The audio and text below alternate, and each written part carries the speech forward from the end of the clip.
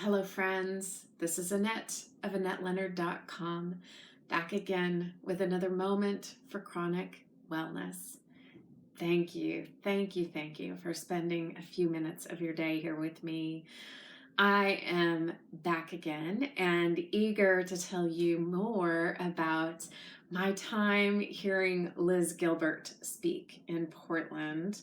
And Liz Gilbert is one of my favorite authors. She's best known for her book, Eat, Pray, Love, and her work of nonfiction, Big Magic, explores the creative process and how each of us can tap into our creativity. And one of the things that she talked about in her lecture night before last was Joseph Campbell's notion of how we determine what is sacred. And of course, Joseph Campbell is most famous for having studied religions and religious practices across the globe.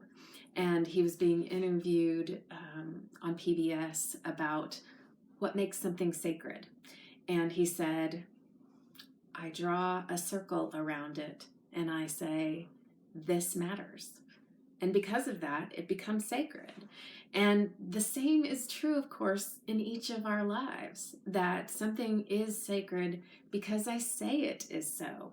And if in my family, that's the dinner hour, or if that's we put away our phones on Saturday afternoons and spend some time together, or if that's, once a month we have a movie date, or whatever it is that we prioritize and say, here's a circle around it, this matters, becomes sacred. And one of the things that Liz, talked about was, you better believe, folks, that at the very center of what I say matters needs every time, only always, every single time, to be me, to be you. That if we are not at the center of that thing we are drawing a circle around and saying matters, then we've got it twisted. And it reminds me of an activity that I participated in through a workshop that was led on Oprah's website by Brene Brown about her book, The Gifts of Imperfection. And Brene Brown, in fact, was having you participate in an activity kind of related to what I was talking about on the channel yesterday, where you delineate who matters most to you. And she said, who are the people whose opinions of you matter?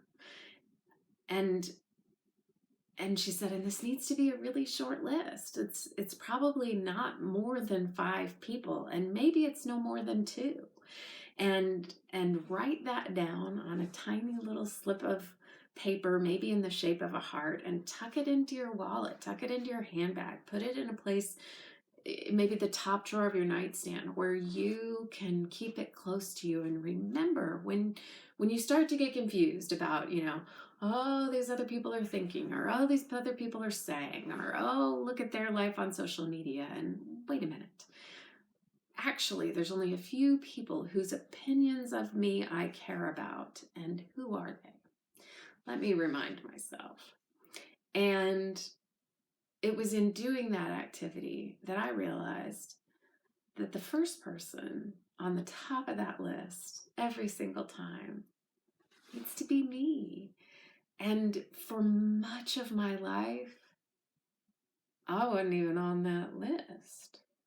I wasn't anywhere near that list. There were dozens of people on the list. I didn't know that list needed to be short.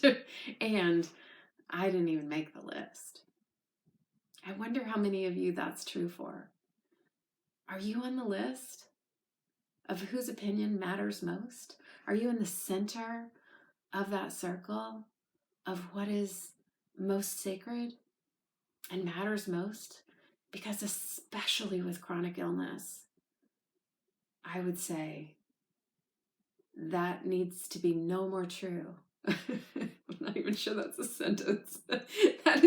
That needs to be true for all of us, and especially those of us with chronic illness. And maybe for some of us, there is a historical propensity toward chronic illness because we didn't prioritize ourselves.